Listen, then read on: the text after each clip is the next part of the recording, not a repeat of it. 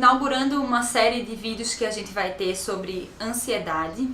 Hoje a gente vai começar a trazer um pouco de luz para essa questão, tá? Tanto a ansiedade mais convencional, determinada pela sociedade, onde todo mundo se determina ansioso. Ah, não, eu sou ansioso, como se fosse uma característica quase intrínseca nossa nesse mundo, quanto os casos mais graves dessa ansiedade, né? Os sintomas e eventos de síndrome do pânico, onde tudo, né, chega num caso mais grave e agudo. Vamos falar essa palavra agudo, tá? Porque mesmo algumas pessoas não tendo crises recorrentes, né, que caracterizam essa gravidade, uma crise de ansiedade pontual, ela tem uma característica aguda, né, de força muito grande que tira a gente do prumo. Então, vamos entender o que é essa ansiedade para os chineses, tá? Pensando em todos os órgãos e nos 5 elementos, a ansiedade está relacionada ao coração, que é o elemento fogo. Se a gente for pensar numa estação do ano, ela é o verão. E aquele sentimento de euforia, sabe? Eu gosto muito de relacionar isso ao o bloquinho de carnaval que é tão famoso, porque é como se a gente não tivesse locais e ambientes na nossa vida onde a gente exercitasse essa sensação de euforia de uma forma benéfica, tá?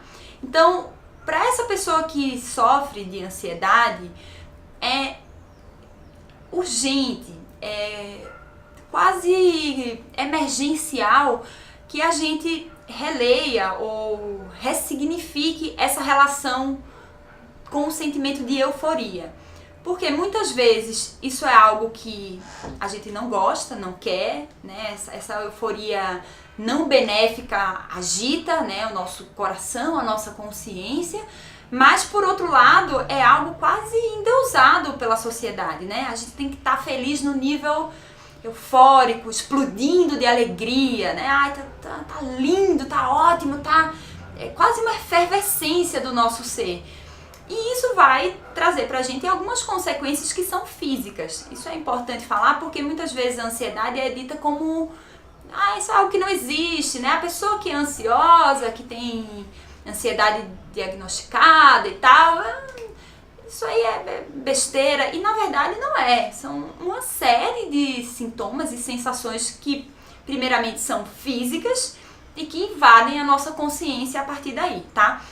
Para os chineses, para a medicina chinesa, a nossa consciência, esse espírito maior, ele está alojado, abrigado no nosso coração.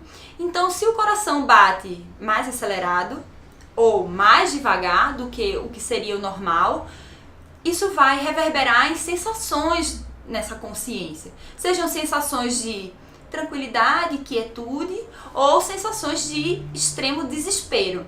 Imagina para uma pessoa que o coração está batendo menos do que deveria, como fica essa consciência? O coração batendo menos do que deveria é quase indo para parar. Nossa circulação não chegando nas extremidades, não nutrindo o nosso corpo como deveria. E aí as sensações de perda da consciência, perda das sensações físicas, como se a gente estivesse se deslocando do corpo, ficam agudas e instintivamente, fisiologicamente, o nosso corpo entra num outro estado que aí conta com a liberação de vários hormônios, como adrenalina, né, para que a gente saia desse estado que estava antes. Então, alguns sintomas podem aparecer que vão trazer uma característica de excesso, né? Então, excesso de circulação, uma palpitação, uma respiração mais ofegante, uma memória, um raciocínio descolado do que está acontecendo aqui, como se fosse para salvar a gente dessa situação. Isso é um tipo de ansiedade, né? Tem muitas pessoas que não vão ter sintoma físico nenhum e só vão sentir isso numa tensão muscular, numa dor de cabeça, né? Numa digestão pior, quando tá tenso. Mas todos os sintomas de ansiedade que são já constatados, como que a gente pode dizer isso no nosso corpo, que são delimitados, mas também não é essa palavra, que eles fazem parte de um conjunto de sensações, sempre vai envolver a insônia. Então, a dificuldade de começar a dormir, ou o acordar no meio da noite e não voltar a dormir, uma relação com esse desligar da consciência que é não sadia, que é desarmônica. Então, como a consciência é algo que vai ser afetada por essa ansiedade, essa necessidade, né, de transformação, porque no fundo é isso, né, quando meu coração está disparado, quando minha respiração está ofegante, há um esforço do meu corpo para que essa realidade se transforme. A consciência vai estar buscando ou aderindo a tudo que signifique um estímulo. Então, se eu estou com dificuldade para começar a pegar no sono, tem aquelas pessoas que precisam de estímulo até para começar a pegar no sono, né? Não, então eu preciso da televisão, eu preciso que esteja tudo ligado, eu só durmo assistindo Netflix. Tem umas pacientes minhas que são do grupo do Netflix, né? E isso é benéfico, né? Porque a gente tenha momentos de relaxamento, de ver filmes, de lazer, mas por outro lado, isso vira algo que aprisiona a nossa consciência naquela história, né? Eu preciso ver todos os episódios hoje. Eu passei a semana sem ver nada, eu tenho que estar ali. As redes sociais, né, como algo que estão ali nos dando estímulos, nos chamando, né, aprisionando uma parte dessa nossa consciência na resposta, na interação. Para as pessoas que são ansiosas e que estão fazendo um esforço físico visível através desses sintomas para se transformar, essas eventualidades dos meios de comunicação, né, da televisão, do rádio, do celular, do WhatsApp, isso, em vez de ser benéfico, que acalme, que tire a gente daquele momento que as coisas não estão legais e nos levam para mais estímulo ainda, onde eu tenho que usar essa pouca energia que estava disponível para responder, para ver os 12 episódios da temporada que eu não vi ainda. Você percebe que dentro desse chamado, né, que a tecnologia nos faz, existe algo que é benéfico, que pode canalizar essa euforia, esse sentimento de efervescência para me acalmar, mas existe algo que é me dar mais lenha para essa fogueira. O elemento fogo, nesse coração, se eu ficar pondo mais madeira nesse fogo, mais lenha nessa fogueira, isso vai condensar. E aí condensar aonde? Né? O sangue tem uma relação direta com essa minha consciência. Se eu estou com sintomas de hiperatividade, de muita efervescência, tem pessoas que trabalham com os meios de comunicação que sofrem de ansiedade só pelo simples fato de terem que estar conectadas o dia inteiro. E aí, como é que a gente ameniza isso? Né? Como é que a gente pode retroceder esses sintomas de palpitação, de insônia, né? Dessa ebulição na mente? A gente vai criar os espaços vazios, né, de respiro, de desconectar, de desligar, mas principalmente se tratando de consciência, qual é o meu propósito nisso tudo? Onde eu quero chegar? Se eu determino na minha consciência que o meu princípio é de estar cada vez mais conectado, cada vez mais em ebulição, cada vez mais ativo, como que a gente vai conseguir trabalhar essa consciência e esses sintomas fazendo com que eles retrocedam, né? Vocês percebem que aí tem um desacelerar que é importante. Os grandes sábios, os grandes iluminados, os grandes monges, qual era o caminho que eles faziam? Eles subiam a montanha, estavam mais perto do céu e ficavam na prática do silêncio. Hoje em dia é quase... não pega muito bem você dizer que tem que fazer a prática do silêncio, né? Mas, inclusive, o que a gente busca, né, dentro desses meios de comunicação, nessa relação com o celular que nos possibilita, né, tantas coisas, tanta energia ser desperdiçada, a gente pode ter propósitos mais claros. Então, eu uso o telefone para trabalhar. E qual que é a hora que eu trabalho dentro desse dia? Começa que horas, termina que horas? Percebem que aí há um determinar do meu princípio, estabelecer o meu propósito, porque se o coração e a consciência têm clareza no que a gente quer da nossa vida, nos nossos objetivos, como que a gente quer encaminhar as nossas relações, esse sentimento de euforia, em vez de ficar buscando e aderindo a qualquer coisa que suga, que nos leva, que é quase um sequestro, né? Sequestra a nossa energia, a gente pode utilizar dessas ferramentas para desenvolver as transformações que a gente quer na nossa vida.